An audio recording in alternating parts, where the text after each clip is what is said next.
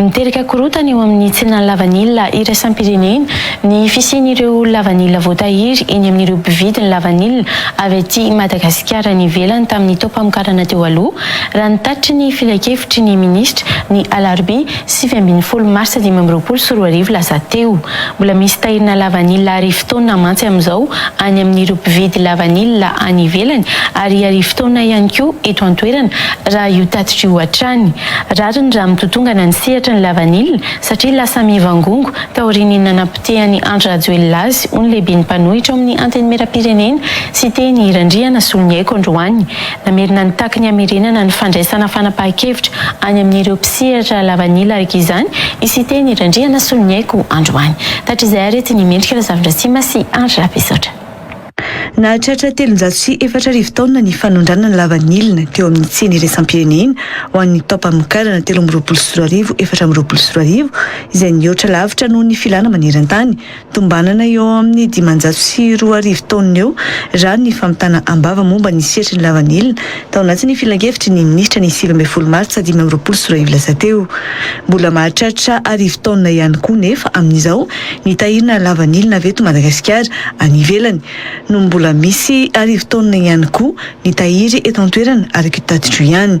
Mbola mahatratra 1.700 taona nefa ny lavanilina ahondrantsika amin'izao 3 volana mialoha ny fiafarany taom-panondranana amin'ny 3 Jona 2024 avy izao araka tatitro ihany.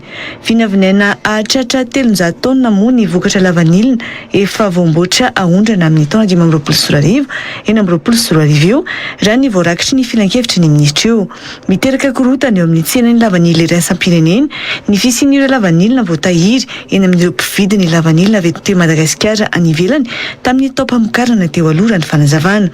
Ilaina araka izany ny mahamatsianina ny rojo-piariana lavanilina mialohan'ny taom-pamokarana manaraka eo sy ny mba hisian'ny fiantohana ny hividanana ireo mpanondrana ny vokatra eny amin'ny mpamboly hoy ny tatitra.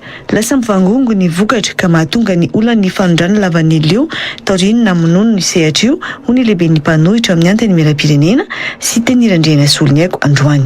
Ka mazava ho azy rehefa mivonona le izy dia mivangongo ao satria tsy mandeha tsy haitsika ny mivarotra azy. Amin'ny fomba ahoana moa hoe maison lavanila atao aty Antananarivo. Amiko tsy mety zany zavatsy zany.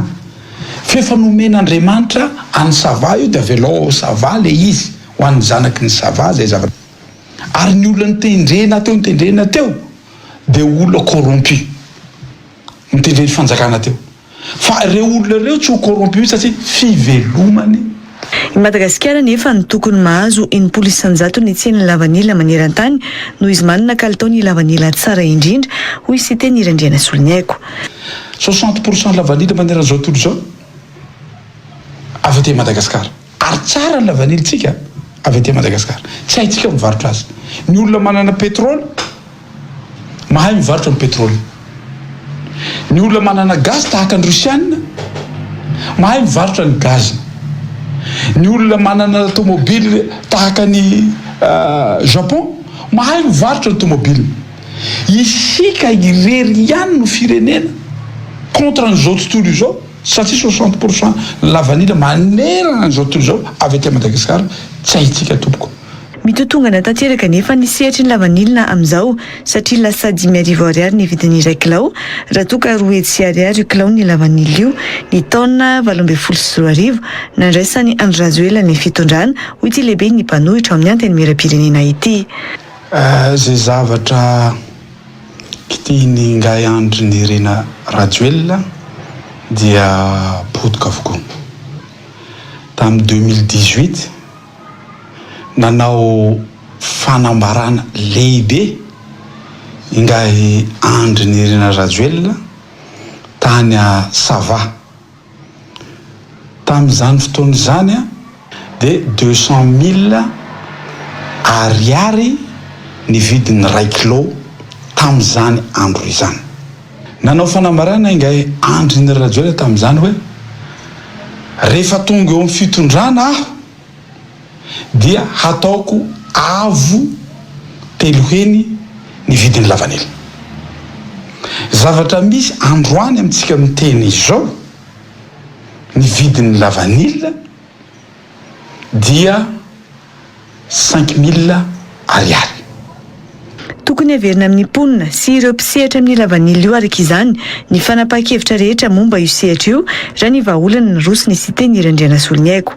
Ka izay ny solution omenay, ny fiverenany ny fanapahan-kevitra amin'ny olona mahafantatra ny lavanila, anjaran'ny fitondrana manampy an'izany rehefa avy eo mametraka ny fepetra rehetra ary manampy koa amin'ny fanonjanana azy.